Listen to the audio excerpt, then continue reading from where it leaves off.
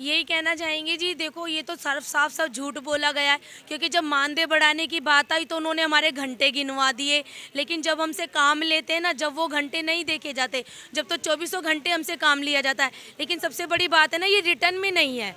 अगर रिटर्न में होता तो उन्हें पता लगता कि हम कितना काम करते हैं। तो जब मानदेय बढ़ाने की बात आई तो उन्होंने हमारे घंटे बता दिए कि आप 9 से 2 बजे तक काम करते हो, लेकिन जो मेन पोषण ट्रैकर का काम है वो रात को 9 बजे से 2 बजे के बाद होता है, सॉरी, रात को 9 बजे से लेकर और 2 बजे के बीच में ही होता है। वो घंटे तो हमारे गिने ही नहीं जाते, क्योंकि वो तो कहते हैं आप घर पर रहते हो, आराम से बैठ कर देते हो, लेकिन हमारे घर का काम, बच्चे, सब कुछ पड़ा रह जाता है, वो भी तो हमें देखना होता है। हम तो जी पूरे चौबीसों घंटे काम करते हैं, पूरे चौबीसों घंटे। चाहे से हमारा जो पोषण ट्रैकर का ऐप है ना, उसके अंदर जब हम काम करते हैं तो उसका टाइम भी आता है, वो टाइम खोल कर देख लिया जाए उसमें कि हम कितने कितने बजे तक काम करते हैं।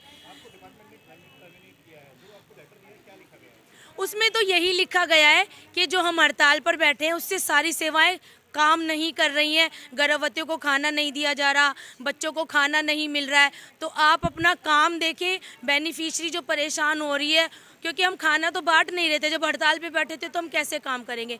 और जो पीएमएवाई के फॉर्म है वो नहीं भरे जा रहे थे, हमारी आंगनवाड़ी पर टीकाकरण नहीं हो रहा था, तो इसलिए उस वजह से नोटिस आया था। पहले सोकोस नोटिस आया, उसके बाद टर्मिनेशन लेटर आ गया कि आप 3 दिन के बाद अपनी आंगनवाड़ी पे नहीं गए हो और कंटिन्यूसली आप हड़ताल पर बैठे थे, इसलिए आपको टर्मिनेट किया जा रहा है।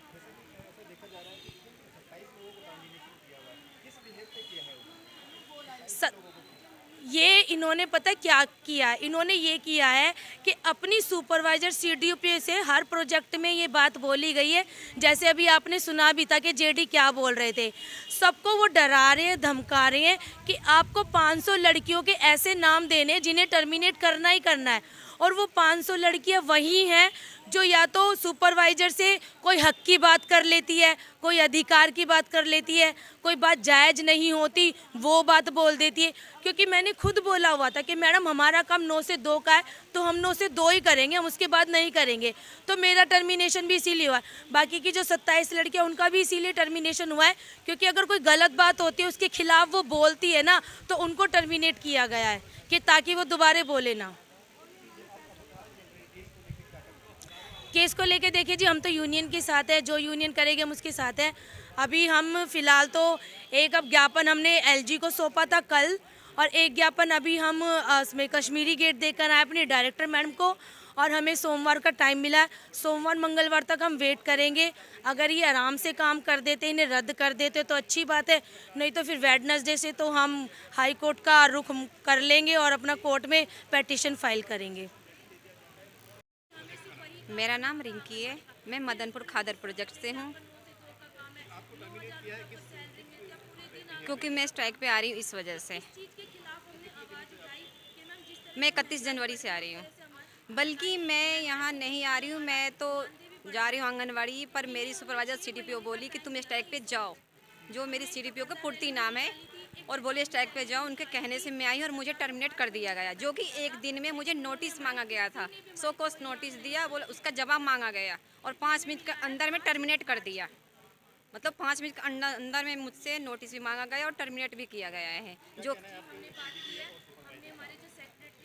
वो नंबर 1 का बदतमीज हमारी सीडीपीओ पूर्ति और सुपरवाइजर भी हमारी, जो कि खाना का भी घोटाला करती हैं। कई बार मैंने उंगली भी उठाया है, कई बार मैंने बोला भी है। मेरे से पहले एक बबीता नाम की लड़की थी मदनपुर खादर प्रोजेक्ट में, उसको भी टर्मिनेट कर दिया गया। उसके बाद कहती थी अब तेरी बारी है, अब रिंकी को निकालूंगी। अभी भी धमकी दिया जा रहा है खादर प्रोजेक्ट में कि उसको मैंने 2 को निकाल दिया, अब तुम सबकी बारी है, जो भी अगर मुँह खोलोगे। खाना कम आता है, सुपरवाइजर सीडीपीओ सब मिले जुले भगत है, पूरे डिपार्टमेंट भगत है मिले जुले, और पैसे लेके लगाया जा रहा है, जो कि प्रूफ है उसका मेरे पास।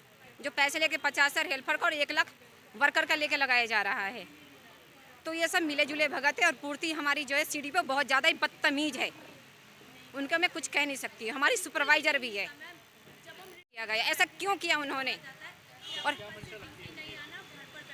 वही पैसा लेन देन का उनका काम है, दिन रात का पेशा हो गया है, पैसे लेके लगाते हैं। हमने दिया नहीं उनको पैसा, तो हमें निकाल दिया गया है। एक बबीता को भी निकाल दिया गया है। ऐसे करके सबको धमकी दी जा रही है कि सबको मैं एक एक करके निकालूंगी। नहीं, गवर्नमेंट की तरफ से नहीं होती है, वो अपनी तरफ से भर्ती करते हैं। पूरा डिपार्टमेंट मिले जुले भगत हैं।